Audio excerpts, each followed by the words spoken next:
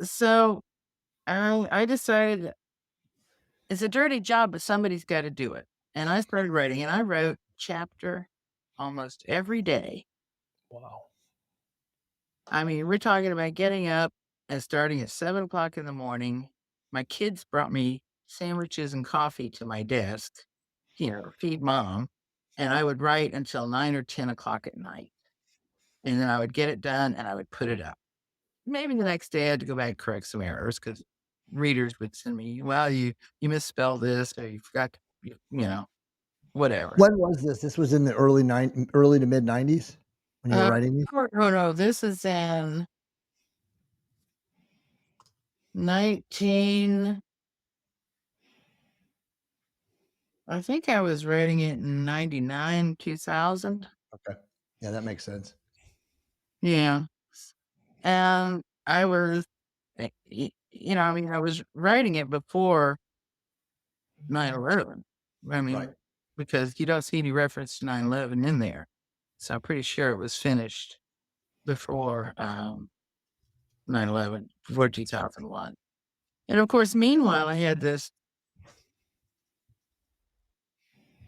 what do you call it, reporter and his photographer sidekick, camping out at my house half the time. I mean, for the amount of interviews they did, he only got 20 pages. I mean, they practically lived at my house for 2 or 3 years. Um, yeah, I had that going on in the background. And so I wrote The Wave, and I wrote it, in a state of almost frenzy. They talk about the old days of uh, the oracles in Greece, and they would go into some kind of frenzy and Right. pronounce. Well, I was practically in a frenzy because I mean the kids couldn't even talk to me. It just and a weird phenomena was happening all over the place. Thumps and bumps and bangs and things falling and toothpaste and toothbrushes appearing and disappearing, which is really annoying. What did you feel like in that state? Because to me, I'm imagining you were kind of driven by spirit, your higher self, higher density, whatever you want to call it. Is that kind of the best way to liken it to? Yeah, because I was driven. I was like, I mean, how would you say it was, hon? Well, when I was writing The Wave, he said I was in a trance. So that's what it would make. That's exactly how it would make sense because if you're receiving, like you said, superluminal communication or downloads, that's the only way they would be able to get it to you, probably. Yeah, and by this time we'd been doing the seas for probably about 4, 5, 6 years, going, something like that. So I mean, at that point, it was like almost, I never could, and I still don't, to this day, know what they're going to say before they say it. Mhm. And we spell it out with a planchette, and I write it out one letter at a time. So every bit of the communication is one letter. I mean, there's probably a million of them, but it was one at a time. And I never know, it bypasses my conscious mind. And it's usually a surprise. And if I think, well, they get a couple of letters going, and I think I know what the word's going to be because, it's like playing Jeopardy. Right. Yeah. And I think I know what it's going to be. And then it turns out to be something different. It always freaks me out, but they do that. So I thought this is something has to be done to clarify this. And I wanted to present the dangers of the New Age movement, the dangers of UFOs and aliens, because they pose a clear and present danger to humanity.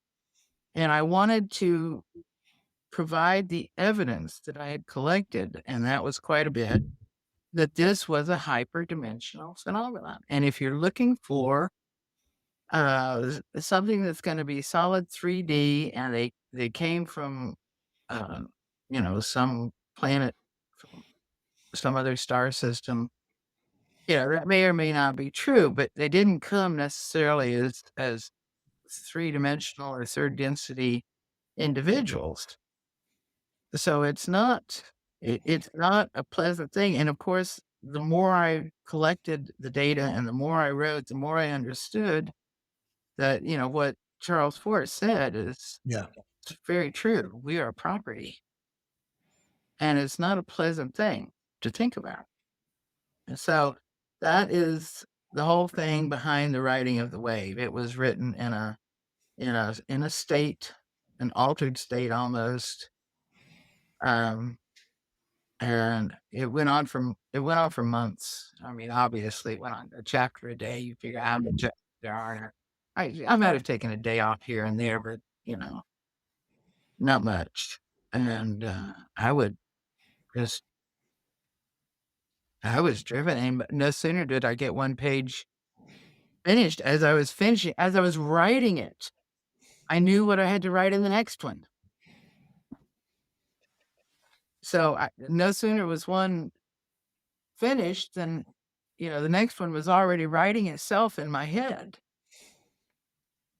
So that's how you get the wave. And the wave is in addition to the insights from the seas and whatever channeling I might have been doing on, during the writing, there is also a tremendous amount of information that has been extracted from an enormous number of books. And, there's stuff that there are insights that came from books that I didn't even quote from directly or mention. But, I read thousands and thousands. Yeah, I read once I had an experience with this crazy damn UFO over my house, and I realized that it it clearly was not just something that, was an imagination. It wasn't imagination. I mean, incidentally, not long after that, my dog died. He got sick and died, and I was suffering from something that was similar to radiation poisoning. My kids were sick, had problems, so it wasn't a pleasant experience. So, yeah, I wanted to convey to people that the New Age movement is just a new version of snake oil sales. The same old song and dance. Yeah, it's snake oil, and most of it and is just useless if not downright dangerous. And that it is a hyperdimensional phenomenon, and to explain to people how this phenomenon affects them. I mean, this is not just something that happens to somebody over there. This is not just, some UFO and some aliens and some abductee. Everybody can be affected by this Right. because I and then I wrote an article at one point called Aliens, Demons, and Vampires, something like that. And I was comparing the historical information about so-called demonic possession and vampires to what so-called aliens do. Right. And calling them aliens, well, they're alien to us but they're not necessarily from somewhere else. They're from another density. Right.